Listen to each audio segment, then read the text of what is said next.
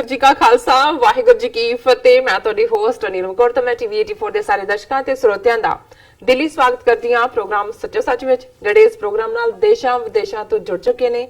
Khalistan affair centre ਦੇ ਸੰਚਾਲਕ doctor Amarjit Singh ji ਰੋਜ਼ਾਨਾ ਦੀ ਤਰ੍ਹਾਂ ਸਟੂਡੀਓ ਵਿੱਚ ਮੇਰੇ ਨਾਲ ਸ਼ਾਮਿਲ ਨੇ। ਆਉਣਾ ਮਿਲ ਕੇ ਅੱਜ ਦੇ ਅਹਿਮ ਇਸ਼ੂਜ਼ ਉੱਪਰ ਉਹਨਾਂ ਤੋਂ ਉਹਨਾਂ ਦਾ ਤਬਸਰਾ ਜਾਣਦੇ ਹਾਂ। ਜੀ ਡਾਕਟਰ ਸਾਹਿਬ ਵਾਹਿਗੁਰੂ ਜੀ ਕਾ ਖਾਲਸਾ ਵਾਹਿਗੁਰੂ ਜੀ ਕੀ ਫਤਿਹ। ਜੀ ਡਾਕਟਰ ਸਾਹਿਬ ਜੀਆਂ ਨੂੰ ਪ੍ਰੋਗਰਾਮ ਸੱਚੋ ਸੱਚ ਵਿੱਚ ਬਹੁਤ ਮਿਹਰਬਾਨੀ। ਜੀ ਡਾਕਟਰ ਸਾਹਿਬ ਅੱਜ 29 ਮਾਰਚ 2019 16 ਚੇਤ ਨਾਨਕਸ਼ਾਹੀ ਸੰਮਤ 551 ਦਾ ਦਿਨ ਹੈ ਤੇ ਡਾਕਟਰ ਸਾਹਿਬ ਪ੍ਰੋਗਰਾਮ ਸ਼ੁਰੂ ਕਰਨ ਤੋਂ ਪਹਿਲਾਂ ਅਸੀਂ ਆਪਣੇ ਦਰਸ਼ਕਾਂ ਤੇ ਸਰੋਤਿਆਂ ਨੂੰ ਹਮੇਸ਼ਾ ਤਰ੍ਹਾਂ ਦੱਸੀਏ ਵੀਅਰਸ, ਜੇ ਤੁਸੀਂ ਹੱਕ ਸੱਚ ਇਨਸਾਫ ਤੇ ਪੈਰਾ ਦਿੰਦਾ ਇੱਕੋ ਇੱਕ ਚੈਨਲ ਟੀਵੀ 84 ਨੂੰ ਦੇਖਣਾ ਚਾਹੁੰਦੇ ਹੋ ਤਾਂ ਤੁਸੀਂ ਦੇਖ ਸਕਦੇ ਹੋ ਸਪੈਕਟਰਮ ਕੇਬਲ, ਆਰਸੀਐਨ ਕੇਬਲ, ਬੈਲਫਾਵੀ cable in Canada, roku, Jadoo box, ਸ਼ਾਵਾ, ਫੇਸਬੁੱਕ, ਟੀਵੀ 84 ਦੀ ਐਪ ਰਾਹੀਂ online streaming and IP box ਤੇ ਤੁਸੀਂ ਟੀਵੀ 84 ਨੂੰ ਦੇਖ ਸਕਦੇ ਹੋ।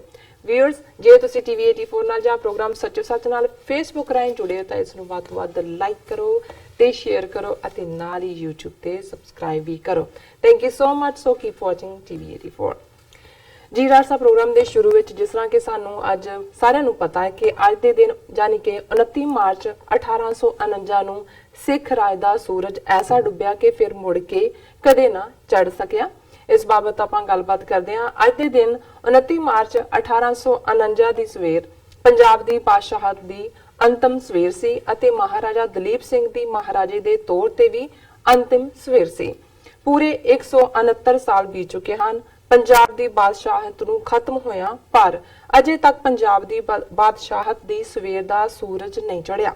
29 ਮਾਰਚ 1849 ਨੂੰ ਸਵੇਰੇ ਹੀ ਪੰਜਾਬ ਦੇ ਅੰਗਰੇਜ਼ ਰੈਜੀਮੈਂਟ ਹੈਨਰੀ ਲਾਰੈਂਸ ਨੇ ਸਵੇਰ 7 ਵਜੇ ਹੀ ਦਰਬਾਰ ਲਗਾਉਣ ਦਾ ਹੁਕਮ ਦਿੱਤਾ। ਦਰਬਾਰ ਲੱਗਿਆ। 10 ਸਾਲਾਂ ਦੇ ਬਾਲ ਮਹਾਰਾਜਾ ਦਲੀਪ ਸਿੰਘ ਨੂੰ ਲਿਆ ਕੇ ਲਾਹੌਰ ਤਖਤ ਤੇ ਬਿਠਾਇਆ ਗਿਆ। ਗਵਰਨਰ ਜਨਰਲ ਦੇ ਸਕੱਤਰ ਨੇ ਆਪਣਾ ਭਾਸ਼ਣ ਪੜ੍ਹ ਕੇ ਸੁਣਾਇਆ। ਪੁਰਾਣੇ ਦਰਬਾਰੀਆਂ ਦਾ ਸਾਹ ਸੁੱਕਿਆ ਪਿਆ ਸੀ। ਨਵੇਂ ਦਰਬਾਰੀ ਭਾਸ਼ਣ ਤੇ ਜੈਕਾਰੇ ਛੱਡ ਰਹੇ ਸਨ। ਭਾਸ਼ਣ ਇਹਨਾਂ ਸ਼ਬਦਾਂ ਨਾਲ ਖਤਮ ਹੋਇਆ, ਹੁਣ ਤੂੰ ਪੰਜਾਬ ਦੀ ਬਾਦਸ਼ਾਹਤ ਨੂੰ ਖਤਮ ਕਰਕੇ ਅੰਗਰੇਜ਼ੀ ਸਾਮਰਾਜ ਵਿੱਚ ਮਿਲਾ ਲਿਆ ਗਿਆ ਹੈ। ਮਹਾਰਾਜਾ ਦਲੀਪ ਸਿੰਘ ਨੂੰ ਤਖਤ ਤੋਂ ਲਾਇਆ ਜਾਵੇ ਅਤੇ ਉਸ ਦਾ ਤਾਜ ਰੈਜ਼ੀਡੈਂਟ ਦੇ ਹਵਾਲੇ ਕਰ ਦਿੱਤਾ ਜਾਵੇ। ਤੁਰੰਤ ਹੀ ਹੁਕਮ ਦੀ ਪਾਲਣਾ ਕੀਤੀ ਗਈ। ਬਾਲ ਮਹਾਰਾਜੇ ਨੂੰ ਤਖਤ ਤੋਂ ਉਤਾਰਿਆ ਗਿਆ, ਤਾਜ ਲੈ ਲਿਆ ਗਿਆ ਸੀ। ਸਵੇਰ 9 ਵਜੇ ਤੱਕ ਸਭ ਕੁਝ ਨਿਬੇੜ ਦਿੱਤਾ ਗਿਆ ਸੀ। 6 ਅਪ੍ਰੈਲ 1849 ਨੂੰ ਮਹਾਰਾਜਾ ਦਲੀਪ ਸਿੰਘ ਨੂੰ ਪੰਜਾਬ ਵਿੱਚੋਂ ਕੱਢ ਕੇ ਯੂਪੀ ਦੇ ਸ਼ਹਿਰ ਫਤਿਹਪੁਰ ਵਿੱਚ ਲਿਆ ਕੇ ਨਜ਼ਰਬੰਦ ਕਰ ਦਿੱਤਾ ਗਿਆ ਸੀ। 6 ਅਪ੍ਰੈਲ ਤੋਂ ਬਾਅਦ ਮਹਾਰਾਜਾ ਦਲੀਪ ਸਿੰਘ ਮੁੜ ਕੇ ਕਦੇ ਵੀ ਪੰਜਾਬ ਵਿੱਚ ਨਹੀਂ ਆ ਸਕਿਆ। 1947 ਦੀ ਭਾਰਤ ਦੀ ਆਜ਼ਾਦੀ ਦੀ ਲੜਾਈ ਵਿੱਚ ਕਾਂਗਰਸੀ ਲੀਡਰਸ਼ਿਪ ਦੇ ਇਸ਼ਾਰਿਆਂ ਤੇ ਵੱਡੇ ਦਰਸ਼ਨੀ ਅਕਾਲੀ ਲੀਡਰ ਅੰਗਰੇਜ਼ ਦੀਆਂ ਡਾਂਗਾਂ ਵੀ ਖਾਂਦੇ ਰਹੇ ਸਨ ਅਤੇ ਜੇਲ੍ਹਾਂ ਵੀ ਭੁਗਤ ਰਹੇ ਸਨ। 15 ਅਗਸਤ 1947 ਦੀ ਰਾਤ ਨੂੰ ਦਿੱਲੀ ਵਿੱਚ ਤਾਂ ਰੁਸ਼ਨਾਈਆਂ ਹੋ ਰਹੀਆਂ ਸਨ, ਪਰ ਸਿੱਖਾਂ ਦੀ ਇਹ ਨਲਾਇਕ ਲੀਡਰਸ਼ਿਪ ਗੋਡਿਆਂ ਵਿੱਚ ਮੂੰਹ ਲੁਕੋਈ ਬੈਠੀ ਸੀ। ਅੱਜ ਅਸੀਂ ਜ਼ਾਲਮ ਸਰਕਾਰ ਕੋਲ ਇਨਸਾਫ ਲੈਣ ਲਈ ਤਰਲੇ ਕੱਢ ਰਹੇ ਹਾਂ। ਸੱਚੇ ਪਾਤਸ਼ਾਹ ਕੌਮ ਤੇ ਬਖਸ਼ਿਸ਼ ਕਰਕੇ ਖਾਲਸਾ ਪੰਥ ਨੂੰ ਕੌਮੀ ਕਾਰ ਖਾਲਿਸਤਾਨ ਬਖਸ਼ੇ। 30 ਮਿਲੀਅਨ ਸਿੱਖ ਕੌਮ ਇਕਜੁੱਟ ਹੋ ਕੇ ਖਾਲਿਸਤਾਨ ਦੀ ਆਜ਼ਾਦੀ ਲਈ ਕੇਸਰੀ ਨਿਸ਼ਾਨ ਸਾਹਿਬ ਹੇਠ ਇਕਮੁੱਠ ਹੋ ਕੇ ਆਜ਼ਾਦੀ ਦੀ ਫੈਸਲਾ ਕੁੰਨ ਲੜਾਈ ਲੜੇ। ਖਾਲਿਸਤਾਨ ਜ਼ਿੰਦਾਬਾਦ। ਜੀ ਡਾਕਟਰ ਸਾਹਿਬ ਕੀ ਕਹਿਣਾ ਚਾਹੋਗੇ? ਦੇਖੋ, ਤੁਸੀਂ ਬੜੇ ਚੰਗੇ ਪਰ ਜਿਸ ਚੋਂ ਦੁੱਖ ਨਿਕਲਦਾ ਹੈ ਜੀ, ਇਹ ਕਹਾਣੀ 169 ਸਾਲ ਪਹਿਲਾਂ ਦੀ ਹੈ। ਬਿਲਕੁਲ। ਔਰ ਜ਼ਾਹਰ ਹੈ ਕਿ ਜਦੋਂ ਤੁਸੀਂ ਆਪਣੇ ਵਰਤਮਾਨ ਚੋਂ ਜਾਂ ਆਪਣੇ ਮੌਜੂਦਾ ਹਾਲ ਚੋਂ ਗੁਜ਼ਰ ਰਹੇ ਹੋ, ਉਸ ਨੂੰ ਦੇਖ ਰਹੇ ਹੋ ਤੇ ਤੁਹਾਡੇ ਸਾਹਮਣੇ ਮਾਜ਼ੀ, ਤੁਹਾਡਾ ਪਾਸਟ ਆ ਕੇ ਖਲੋਂਦਾ ਹੈ। ਔਰ ਫਿਰ ਇਹ ਵੀ ਨਜ਼ਰ ਆਉਂਦਾ ਹੈ ਕਿ ਇਹਨਾਂ ਸਾਰੇ ਵਰਿਆਂ 'ਚ 169 ਸਾਲ ਪਹਿਲਾਂ ਜਿਹੜਾ ਰਾਜ ਭਾਗ ਉਸ ਧਰਤੀ ਦੇ ਲੋਕਾਂ ਨੇ, ਜਿਸ ਦੇ ਵਿੱਚ ਹਿੰਦੂ, ਸਿੱਖ, ਮੁਸਲਮਾਨ, ਈਸਾਈ ਸਾਰੇ ਸ਼ਾਮਲ ਸਨ, ਜਿਸ ਬਾਰੇ ਸ਼ਾਹ ਮੁਹੰਮਦ ਜਿਹੜੇ ਪੰਜਾਬ ਦੇ ਲੋਕ ਕਵੀ ਹੋ ਕੇ ਨਿਬੜੇ, ਜਿਨ੍ਹਾਂ ਨੇ ਬੜੇ ਫਖਰ ਔਰ ਮਾਣ ਨਾਲ ਇਹ ਗੱਲ ਕਹੀ ਸੀ ਕਿ ਵੀ ਕਿਸ ਕਦਰ ਇਹ ਰਾਜ ਸੀ ਜਿੱਥੇ ਕਿ ਹਿੰਦੂ ਮੁਸਲਮਾਨ ਸਾਰੇ ਰਾਜੀ ਰਹਿੰਦੇ ਸਨ ਔਰ ਕੋਈ ਤੀਸਰੀ ਕੌਮ ਨਹੀਂ ਸੀ ਆਈ, ਯਾਨੀ ਕਿ ਕੋਈ ਬਾਹਰੋਂ ਕੋਈ ਹਮਲਾਵਰ ਜਿਹੜਾ ਉਸ ਪਾਸੇ ਵੱਲ ਦੇਖ ਨਹੀਂ ਸੀ ਸਕਦਾ। ਸੋ ਜ਼ਾਹਰ ਹੈ ਵੈਸੇ ਤਾਂ ਇਹ ਜਿਹੜੇ ਰਾਜ ਭਾਗ ਹੁੰਦੇ ਨੇ, ਬੜੇ ਬੜੇ ਸਾਮਰਾਜ, ਰੋਮਨ ਐਮਪਾਇਰ ਕਿੱਥੋਂ ਕਿੱਥੇ ਤੱਕ ਸੀ ਉਹ ਜਾਂਦਾ ਲੱਗਾ। ਫਿਰ ਅਸੀਂ ਦੇਖਦੇ ਹਾਂ ਕਿ ਵੀ ਕਿਸ ਹੱਦ ਤੱਕ ਆਟੋਮਨ ਐਮਪਾਇਰ ਜਿਸ ਦੀਆਂ ਹੱਦਾਂ ਹਜ਼ਾਰਾਂ ਮੀਲ, ਕਿੱਥੇ ਅੱਜ ਟਰਕੀ ਹੈ, ਕਿੱਥੇ ਮਿਡਲ ਈਸਟ, ਮੁਗਲ ਸਾਮਰਾਜ ਕਿੰਨਾ ਜ਼ਬਰਦਸਤ ਉਹਨਾਂ ਦਾ ਜਿਹੜਾ ਦਾਇਰਾਕਾਰ ਸੀ ਰਾਜ ਦਾ।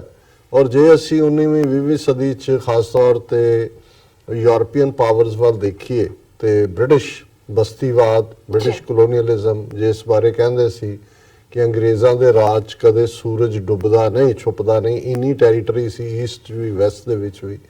ਇਸੇ ਤਰ੍ਹਾਂ ਅੱਜ ਇੰਗਲੈਂਡ ਜਦੋਂ ਅੱਜ ਹਾਊਸ ਆਫ ਕਾਮਨਸ ਦੇ ਵਿੱਚ ਬ੍ਰੈਕਸਿਟ ਦਾ ਜਿਹੜਾ ਆਪਣਾ ਬਿੱਲ ਥੈਰੇਸਾ ਮੇ ਨੇ ਲੂਜ਼ ਕੀਤਾ ਹੈ, ਤੇ ਮੈਂ ਇੱਥੇ ਹੀ ਆਫਿਸ ਡਿਸਕਸ਼ਨ ਕਹਿ ਰਿਹਾ ਸੀ, ਮੈਂ ਕਿਹਾ ਦੇਖੋ ਰੱਬ ਦਾ ਕੀ ਹੁਕਮ ਹੁੰਦਾ ਹੈ ਵੀ ਜਿਨ੍ਹਾਂ ਦੇ ਰਾਜ ਕਦੇ ਸੂਰਜ ਡੁੱਬਦਾ ਨਹੀਂ ਸੀ, ਅੱਜ ਉਹ ਆਪਣਾ ਜਲੂਸ ਕਢਾ ਰਹੇ ਨੇ ਔਰ ਥਰਡ ਰੇਟ ਪਾਵਰ ਬਣੇ ਹੋਏ ਨੇ। ਪਰ ਜ਼ਾਹਰ ਹੈ ਇਹ ਤਾਂ ਜਿਸ ਨੂੰ ਗੁਰੂ ਸਾਹਿਬ ਨੇ ਫਰਮਾਇਆ ਕਿ ਭਾਰੀ ਭੁਜਾਨ ਕੇ ਭੂਪ ਭਲੀ ਵਿਦ ਨਿਆਵਤ ਸੀਸ ਨ ਜਾਤ ਵਿਚਾਰੇ, एते पै तो कहाँ पै भूपत अंत को नांगे ही पाए पधारे।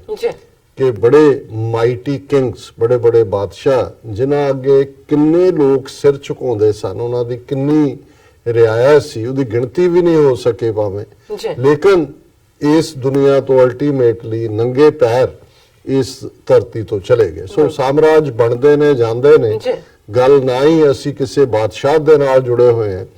पर बहुत वार जदों तुसी सिख कौम दे अज दे हाल नूं देखदे हो, खास तौर ते पिछले 72 साल और फिर उस तो पहला दा हाल कि भी किवें सिख कौम जिहड़ी जिस दी गुड़ती खालसा बादशाह जां भागी, यही दो लफज असी पढ़दे कि और यही 18वीं सदी च जिहड़ा सिखां दा रिजॉल्व भी सी कि राज करे हैं एक है लड़ मरे हैं, कि जां असी सॉवरन बादशाह है राज करांगे ते जां इसलिए लड़दे हुए मर जाएंगे। मिडल तो रास्ता ही नहीं है। गुलामी लफज सिक्स डिक्शनरी का लफज नहीं है। और मैं अक्सर अपनी प्रेजेंटेशन से कहना है कि इत्थे हैनरी पैट्रिक नूं कोट किया जाता है कि उन्हें फिलाडेल्फिया दी उस कॉलोनियल रिप्रेजेंटेटिव्स दी गैदरिंग दे विच गरज के कहा सी कि गिव मी लिबर्टी और गिव मी डेथ, कि जां मैनूं आज़ादी चाहिदी है जां मौत है। मैं कहा जी इस तो बहुत पहला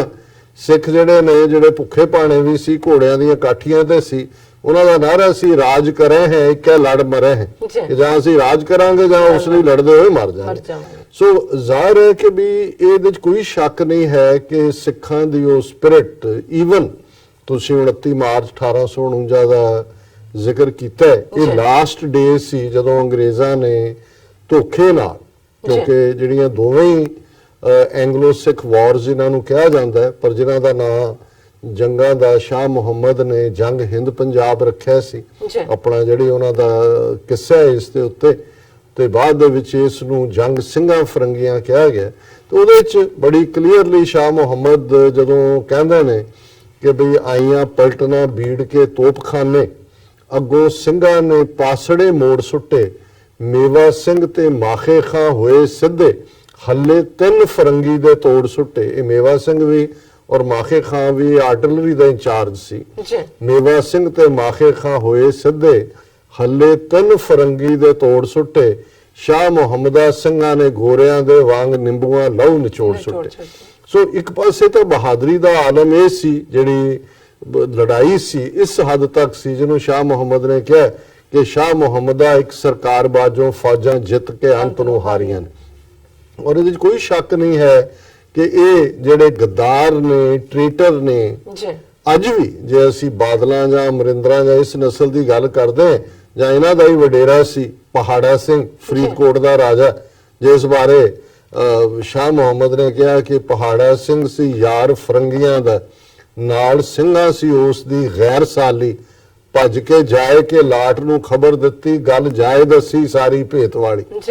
हुण ये गैर साली दुश्मनी कि भी ये पहाड़ा सिंह इन्हां दा इंसैस्टर, जिन्हों कि भी उन्हें जाके जिहड़ी असली गल सी वो जाके लाट नूं वायसराय नूं दस दित्ती, और उन्हें जिहड़ा वो सारा लड़ाई दा माहौल बदलिया। डोगरियां दी गल असीं अक्सर करदे, पर गल अज असीं उस कॉन्टेक्स्ट मैं नहीं कर रहा।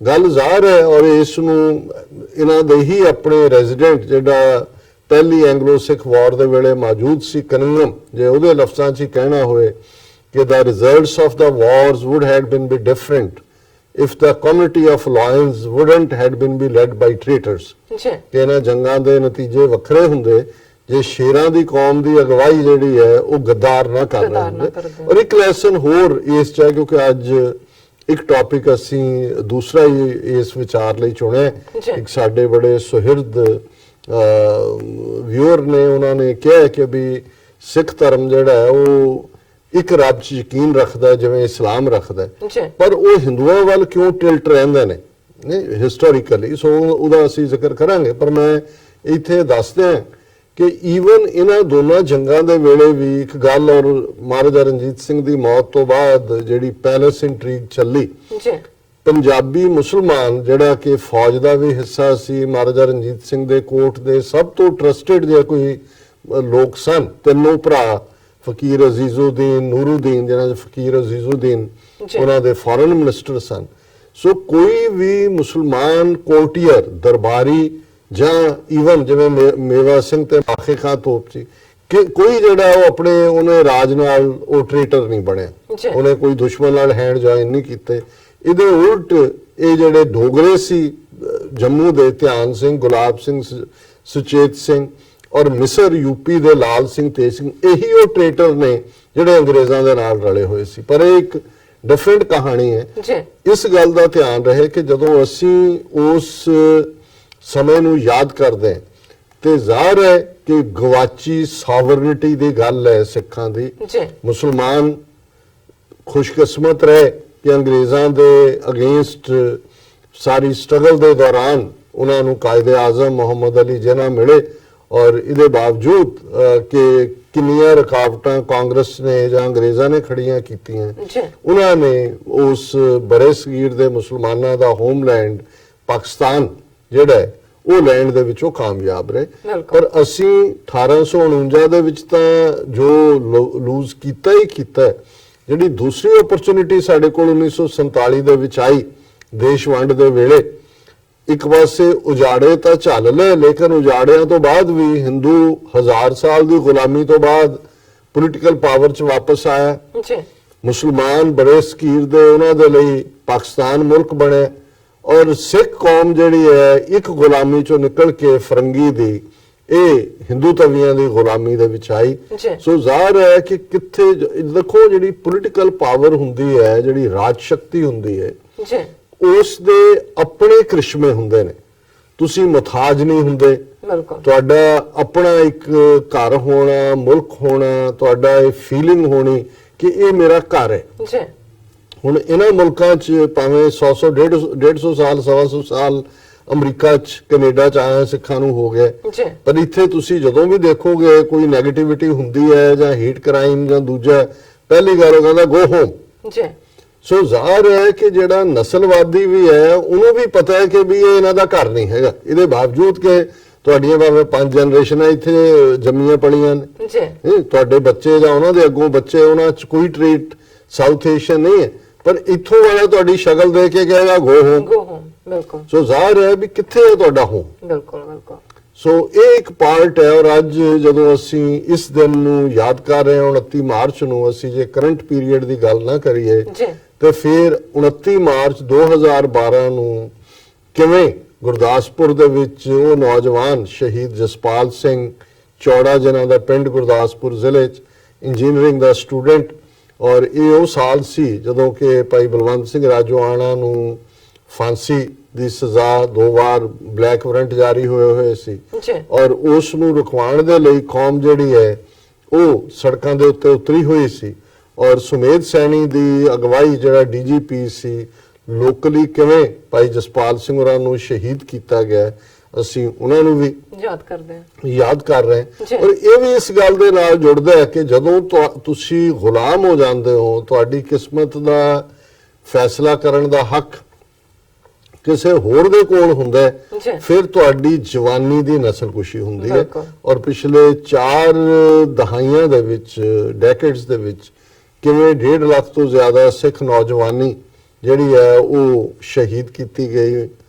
ਕਿਵੇਂ ਅੱਜ ਉਹੀ ਪੰਜਾਬ, ਉਹੀ ਖੁਸ਼ਹਾਲ ਜਿਹੜਾ ਸਾਡਾ ਖਿੱਤਾ, ਜਿਹੜਾ ਅੱਜ ਵੀ ਭਾਰਤ ਦੀ 60% ਲੋਕਾਂ ਦਾ ਢਿੱਡ ਭਰਦਾ ਹੈ, ਲੇਕਿਨ ਉਸ ਦਾ ਕਿਸਾਨ ਜਿਹੜਾ ਹੈ ਉਹ ਖੁਦਕੁਸ਼ੀਆਂ ਕਰ ਰਿਹਾ ਹੈ, ਉਸ ਦੀ ਜਵਾਨੀ ਡਰੱਗਸ ਦੇ ਹਵਾਲੇ ਹੈ। ਕਿਉਂਕਿ ਜੇ ਸਰਕਾਰ ਤੁਹਾਨੂੰ ਡਰੱਗੀ ਬਣਾਉਣ ਤੇ ਆ ਜਾਏ, ਸਰਕਾਰ ਤੁਹਾਨੂੰ ਕੰਗਾਲ ਬਣਾਉਣ ਤੇ ਆ ਜਾਏ, ਫਰਕ ਇਹੀ ਹੁੰਦਾ ਜਦੋਂ ਤੁਹਾਡਾ ਰਾਜ ਭਾਗ ਹੁੰਦਾ ਹੈ, ਤੁਸੀਂ ਆਪ ਆਪਣੀ ਕਿਸਮਤ ਦਾ ਵੀ ਫੈਸਲਾ ਕਰਦੇ ਹੋ, ਤੁਸੀਂ ਖੁਸ਼ਹਾਲ ਵੀ ਹੁੰਦੇ ਹੋ।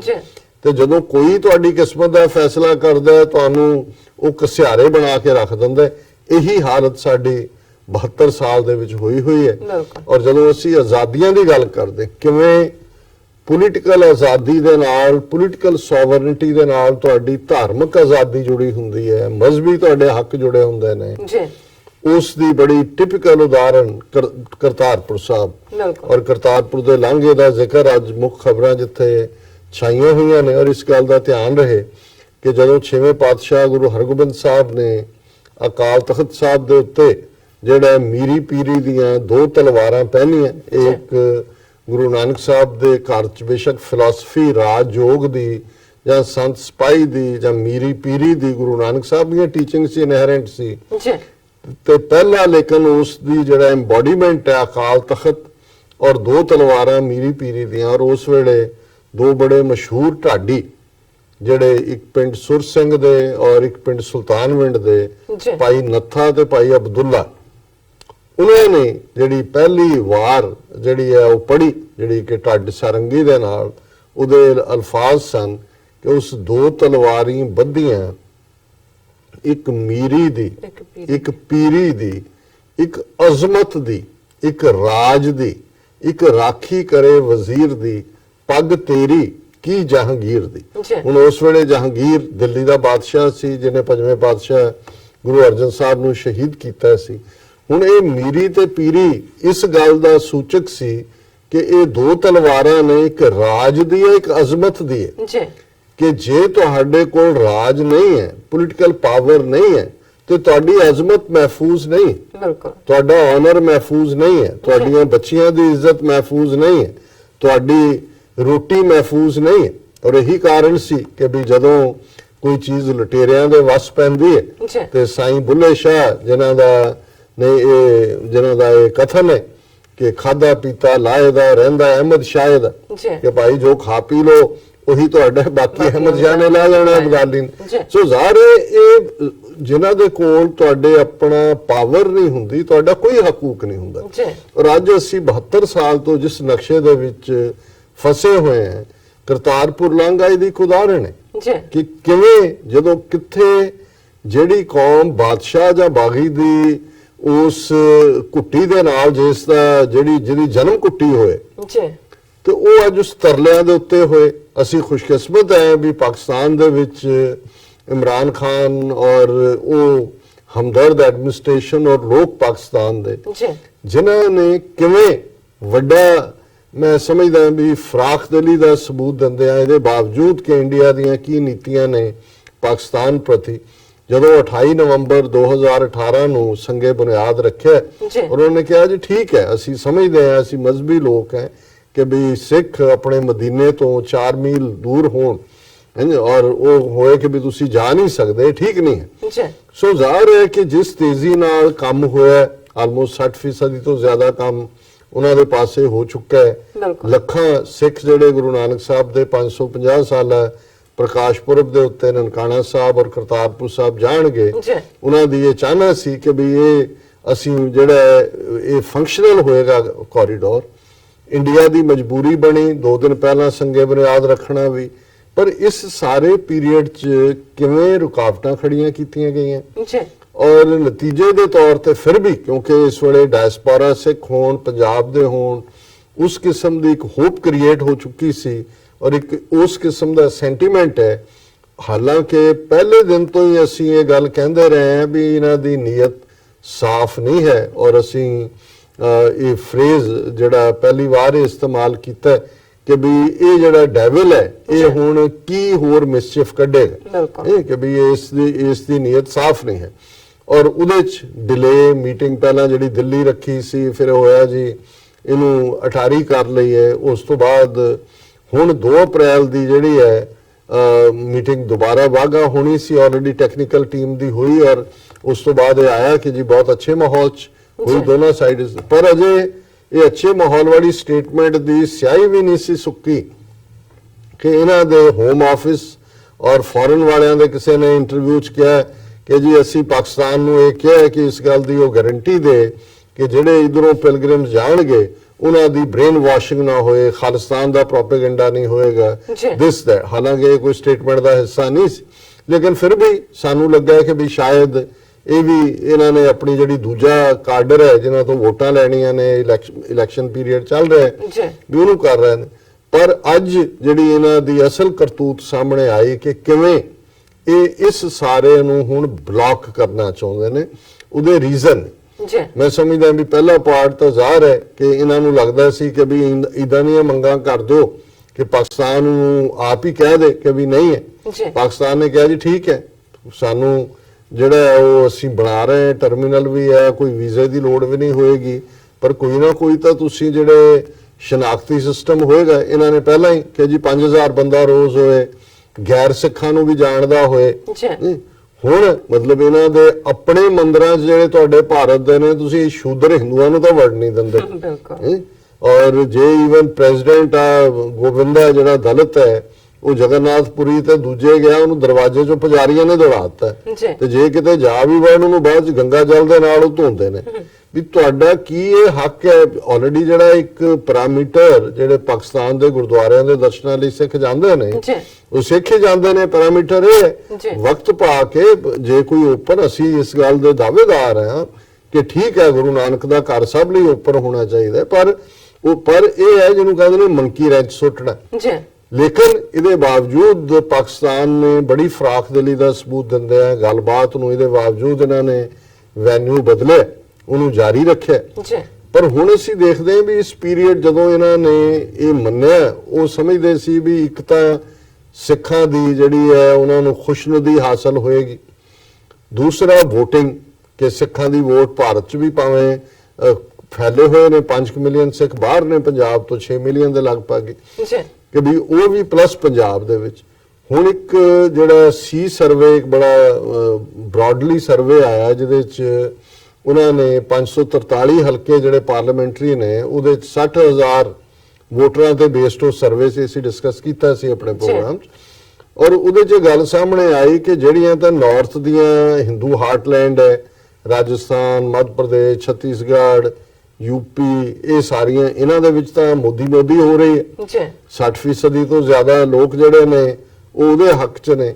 ਸਾਊਥ 'ਚ ਤਮਿਲਨਾਡੂ ਹੋਏ ਜਾਂ ਆਂਧਰਾ ਹੋਏ ਜਾਂ ਕੇਰਲਾ ਹੋਏ, ਪੌਂਡੀਚੇਰੀ ਹੋਏ, ਉਹਦੇ 'ਚ ਬਹੁਤ ਘੱਟ ਉਹਦੀ ਜਿਹੜੀ ਹੈ ਅਪਰੂਵਲ ਰੇਟ ਹੈ। ਪਰ ਜਿਹੜਾ ਉਸ ਸਾਰੇ ਸਰਵੇ 'ਚ ਸਭ ਤੋਂ ਹੈਰਾਨੀ ਵਾਲੀ ਗੱਲ ਸੀ ਕਿ ਪੰਜਾਬ ਦੇ ਵਿੱਚ ਸਿਰਫ 12% ਲੋਕ ਮੋਦੀ ਦੀ ਜਿਹੜੀ ਪਰਫਾਰਮੈਂਸ ਹੈ ਉਸ ਤੋਂ ਸੰਤੁਸ਼ਟ ਨੇ। ਸੋ ਜ਼ਾਹਰ ਹੈ ਵੀ 88% ਦਾ ਮਤਲਬ 12% ਤਾਂ ਪੰਜਾਬ 'ਚ ਉਹਨੇ ਕਿ ਹਿੰਦੂ ਨੇ, ਬ੍ਰਾਹਮਣ, ਕਸ਼ਤਰੀ, ਜਿਹਨੂੰ ਸਵਰਨ ਜਾਤੀਆਂ ਕਹਿੰਦੇ ਨੇ। ਇਹਦਾ ਮਤਲਬ ਇਹ ਹੈ ਵੀ ਸਾਰੇ ਦਾ ਸਾਰਾ ਪੰਜਾਬ, ਸਿੱਖ ਕੌਮ ਜਿੱਥੇ ਵਸਦੀ ਹੈ, 88% ਲੋਕਾਂ ਨੇ ਕਿਹਾ ਵੀ ਨਹੀਂ ਸਾਨੂੰ ਇਹ ਮਨਜ਼ੂਰ ਨਹੀਂ। ਔਰ ਇਹ ਸਰਵੇ 4-5 ਦਿਨ ਪਹਿਲਾਂ ਹੀ ਆਇਆ। ਸੋ ਮੈਂ ਸਮਝਦਾ ਹਾਂ ਵੀ ਇਹਨਾਂ ਨੇ ਕੈਲਕੂਲੇਟ ਜਿਹਾ ਕੀਤਾ। ਔਰ ਤੁਸੀਂ ਪਿਛਲੇ ਦਿਨਾਂ 'ਚ ਦੇਖਦੇ ਹੋ ਹਰਿਆਣੇ 'ਚ ਇੱਕ ਪਿੰਡ ਦੇ ਸਿੱਖ ਗੁਰਦੁਆਰੇ ਦੇ ਉੱਤੇ ਹਮਲਾ ਹੁੰਦਾ ਹੈ, ਇੱਕ ਸਿੱਖ ਨੂੰ ਮਾਰ ਦਿੱਤਾ ਜਾਂਦਾ ਹੈ, ਦਰਜਨਾਂ ਜ਼ਖਮੀ ਕੀਤੇ ਜਾਂਦੇ ਨੇ। ਔਰ ਇੱਕ ਸਾਰਾ ਮਾਹੌਲ ਜਿਹੜਾ ਹੈ, ਔਰ ਅੱਜ ਹੀ ਇੱਕ ਸਰਕੂਲਰ ਜਿਹੜਾ ਕਿ ਪਬਲਿਕ ਸਰਵਿਸ ਕਮਿਸ਼ਨ ਨੇ ਹਰਿਆਣੇ ਦੇ ਨੇ ਕੱਢਿਆ, ਐਗਜ਼ਾਮ ਉਹਨਾਂ ਨੇ ਲੈਣੇ ਨੇ, ਔਰ ਉਹਦੇ 'ਚ ਇੰਸਟਰਕਸ਼ਨਸ ਨੇ ਕਿ ਕੋਈ ਕੜਾ, ਕੋਈ ਦੂਜੀ ਤੀਜੀ, ਫਿਰ ਥੱਲੇ ਲਿਖਿਆ no religious symbol will be allowed. So ਜ਼ਾਹਰ ਹੈ ਹੁਣ ਹਰਿਆਣੇ 'ਚ 1.5 ਮਿਲੀਅਨ ਦੇ ਕਰੀਬ ਸਿੱਖ ਰਹਿੰਦੇ ਨੇ। ਇਹਦਾ ਮਤਲਬ ਇਹ ਹੈ ਕਿ ਉਹ ਪੱਗਾਂ ਵੀ ਲੁਆ ਸਕਦੇ ਨੇ, ਕੜੇ ਤਾਂ ਉਹਨਾਂ ਨੇ ਲੁਆਣੇ ਨੇ, ਕਿਰਪਾਨ ਦਾ ਸਵਾਲ ਹੀ ਨਹੀਂ। ਸੋ ਮਤਲਬ ਇਹ ਹੈ ਵੀ ਇਹ ਹੁਣ ਸਾਰਾ ਇਹ ਸੀਵ ਤੇ ਕਰਨ ਦਾ। ਔਰ ਸਡਨਲੀ ਜਦੋਂ ਕਿ ਕਰਤਾਰਪੁਰ ਨਾਲ ਸੰਬੰਧਿਤ ਮੀਟਿੰਗ ਜਿਹੜੀ ਵਾਗੇ 'ਚ ਹੋਈ, ਉਸ ਤੋਂ ਬਾਅਦ ਸੀ ਕਿ ਵੀ ਠੀਕ ਹੈ ਨੈਕਸਟ ਮੀਟਿੰਗ 2 ਅਪ੍ਰੈਲ ਨੂੰ ਹੈ, ਟੈਕਨੀਕਲ ਟੀਮਸ ਮਿਲ ਰਹੀਆਂ, ਇੰਡੀਆ ਨੇ ਆਪਣੇ ਕੰਸਰਨ ਦਿੱਤੇ ਨੇ, ਔਰ ਪਾਕਿਸਤਾਨ ਜਿਹੜਾ ਉਹ ਅੱਗੋਂ ਉਸ ਦੇ ਉੱਤੇ ਕਰੇਗਾ। ਔਰ ਆਲ ਆਫ ਅ ਸਡਨ ਅੱਜ ਜਿਹੜੀ ਇਹ ਖਬਰ ਹੈ, India wants Pakistan to address misgivings before next Kartarpur meeting. ਔਰ ਉਹਨਾਂ ਨੇ ਪਾਕਿਸਤਾਨ ਦੇ ਡਿਪਟੀ ਹਾਈ ਕਮਿਸ਼ਨਰ ਨੂੰ ਬੁਲਾ ਕੇ ਉਹਨਾਂ ਨੇ ਆਬਜੈਕਟ ਕੀਤਾ ਕਿ ਜਿਹੜੀ ਤੁਸੀਂ ਪਿਛਲੇ ਦਿਨਾਂ 'ਚ 10 ਮੈਂਬਰੀ ਕਮੇਟੀ ਬਣਾਈ ਹੈ ਪਾਕਿਸਤਾਨ ਸਿੱਖ ਗੁਰਦੁਆਰਾ ਪ੍ਰਬੰਧਕ ਕਮੇਟੀ, ਇਹਦੇ 'ਚ ਖਾਲਿਸਤਾਨੀ ਐਲੀਮੈਂਟ ਨੇ। ਹੁਣ ਪਹਿਲੀ ਗੱਲ, ਔਰ ਉਹਨੂੰ ਪ੍ਰੈਜ਼ੈਂਟ ਇਵੇਂ ਕੀਤਾ ਗਿਆ ਕਿ ਜਿਵੇਂ ਉਸ ਕਮੇਟੀ ਨੇ ਸਿਰਫ ਕਰਤਾਰਪੁਰ ਕੋਰੀਡੋਰ ਨੂੰ ਹੀ ਹੈਂਡਲ ਕਰਨਾ ਹੈ।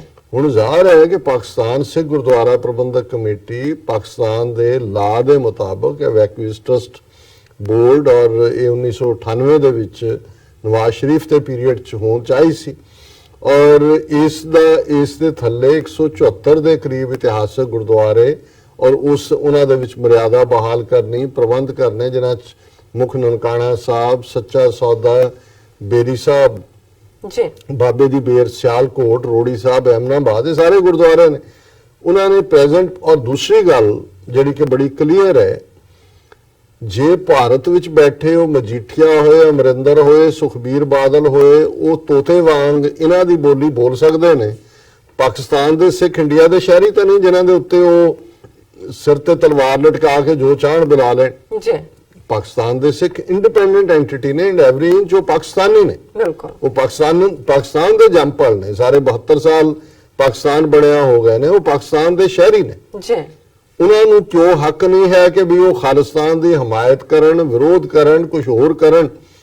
ਸੋ ਜ਼ਾਹਰ ਹੈ ਕਿ ਇਹਨੂੰ ਅੰਗਰੇਜ਼ੀ 'ਚ ਕਹਿੰਦੇ ਨੇ ਮੰਕੀ ਰੈਂਚ ਸੁੱਟਣਾ, ਕਿ ਉਹਨਾਂ ਨੇ ਇਹਨੂੰ ਕਰਨ ਦੇ ਲਈ ਇਹ ਬਹਾਨਾ, ਹੁਣ ਪਾਕਿਸਤਾਨ ਉਹਨੂੰ ਡਿਸਬੈਂਡ ਕਰ ਦੇ ਆਪਣੀ ਕਮੇਟੀ ਨੂੰ।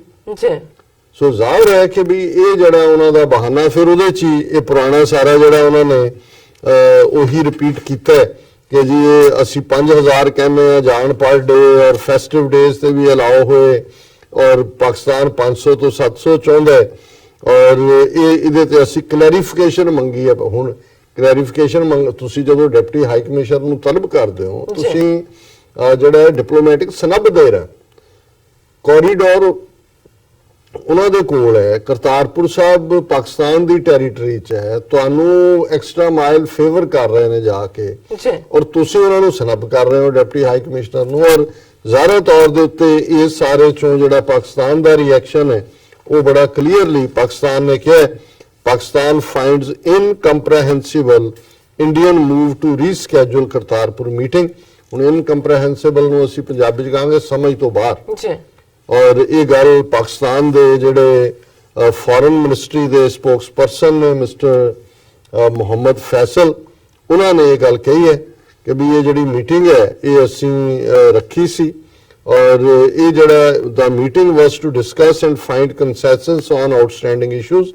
Mohammad Faisal, the spokesperson of Ministry of Foreign Affairs, tweeted, फिर उन्होंने कहा कि last minute postponement without seeking views from Pakistan, especially after the productive technical meeting on March 19, is incomprehensible. Faisal tweeted. उन्होंने कहा जी ना साडे नाल कोई गल हुई और पहला टैक्नीकल टीम दी मीटिंग हुई है भी ये समझ तो बाहर है कि की होया और बिल्कुल समझ आंदा है कि ये इन्हां दी इंटेंट की है। और अज ही इस दे उत्ते साडे दो जिहड़े बड़े सुलझे हुए व्यूअर ने उन्हां दी लिखत भी आ गई और उन्हां चों एक डॉक्टर वहीद खान उन्होंने रावलपिंडी तो लिखा, उन्होंने कहा कि it is with heavy heart that I am informing you that Pakistani media is reporting that India is raising frivolous objections to the next meeting regarding Kartarpur corridor, which was scheduled to be held at Wagah border on 2nd April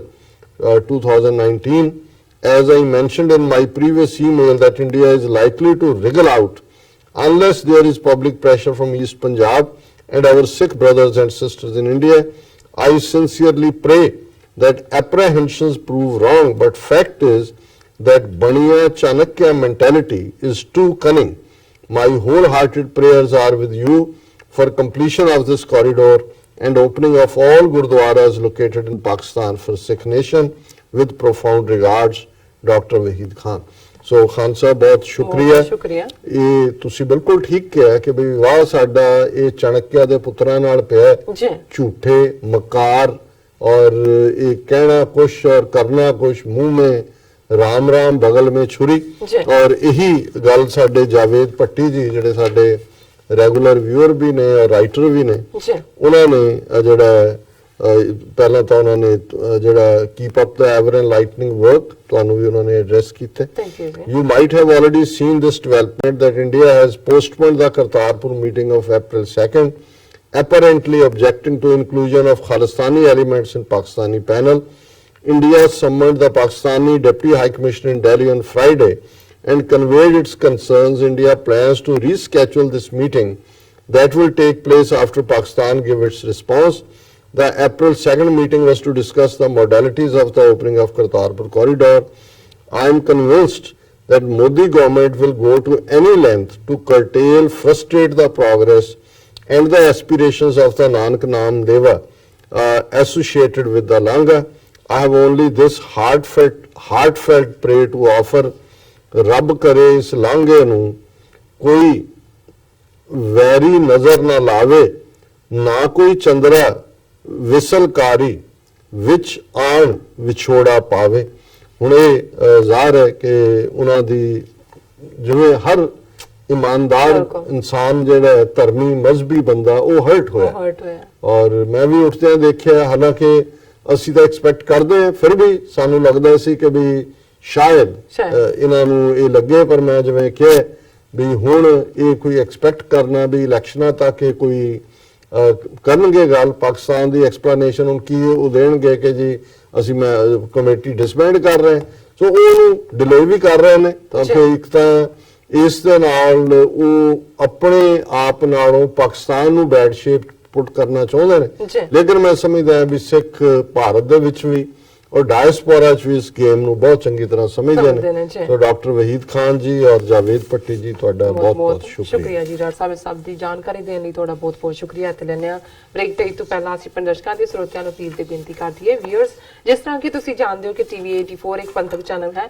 TV 84 ਸਿੱਖਾਂ, ਕਸ਼ਮੀਰੀਆਂ ਤੇ ਭਾਰਤੀਆਂ north East ਸਟੇਟਾਂ ਦੇ ਲੋਕਾਂ ਦੇ ਸਵੈ-ਨਿਰਣੇ ਦੇ ਹੱਕਾਂ ਦਾ ਹਾਮੀ ਹੈ। ਅਸੀਂ ਚਾਹਾਂਗੇ ਕਿ ਤੁਸੀਂ ਟੀਵੀ 84 ਦੀ ਚੜ੍ਹਦੀ ਕਲਾ ਲਈ ਵੱਧ ਤੋਂ ਵੱਧ ਡੋਨੇਟ ਕਰੋ। ਡੋਨੇਟ ਕਰਨ ਲਈ ਸਾਡੀ ਵੈਬਸਾਈਟ tv84.tv ਤੇ ਜਾ ਕੇ PayPal ਦੀ ਵਰਤੋਂ ਕਰਕੇ ਵਨ ਟਾਈਮ ਡੋਨੇਟ ਕਰ ਸਕਦੇ ਹੋ, ਮੰਥਲੀ ਡੋਨੇਟ ਵੀ ਕਰ ਸਕਦੇ ਹੋ। ਤੁਸੀਂ ਟੀਵੀ 84 ਦੇ ਨਾਮ ਤੇ ਚੈੱਕ ਬਣਾ ਕੇ ਸਾਨੂੰ ਮੇਲ ਵੀ ਕਰ ਸਕਦੇ ਹੋ ਸਾਡੇ ਇਸ ਪਤੇ ਤੇ 36-01 37th Avenue, Long Island City, New York 11101 USA, ਜਾਂ ਫਿਰ ਤੁਸੀਂ ਸਾਨੂੰ ਫੋਨ ਰਾਹੀਂ ਵੀ ਸੰਪਰਕ ਕਰ ਸਕਦੇ ਹੋ ਸਾਡੇ ਫੋਨ ਨੰਬਰ ਤੇ 5164060694।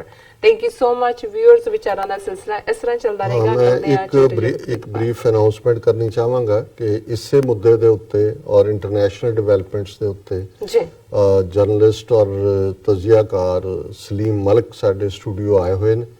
9:30 ਤੋਂ 10:30 ਤੱਕ 1 ਘੰਟਾ ਪੈਨਲ ਡਿਸਕਸ਼ਨ ਹੋਏਗੀ ਇਹਨਾਂ ਮੁੱਦਿਆਂ ਤੇ, ਜਿਹਦੇ ਚ ਪਾਕਿਸਤਾਨੀ ਪਰਸਪੈਕਟਿਵ ਵੀ ਹੋਏਗਾ ਔਰ ਅਸੀਂ ਕੀ ਮਹਿਸੂਸ ਕਰਦੇ। ਸੋ ਸਾਡੇ ਦਰਸ਼ਕ ਜ਼ਰੂਰ ਜੁੜੇ ਰਹਿਣ। ਜੀ ਡਾਕਟਰ ਸਾਹਿਬ, ਵੀਅਰਸ ਤੁਸੀਂ ਨਾਲ ਸਰਾ ਬਣੇ ਰਹਿਣਾ। ਮਿਲਦੇ ਆ ਛੋਟੇ ਜਿਹੇ ਬ੍ਰੇਕ ਤੋਂ ਬਾਅਦ।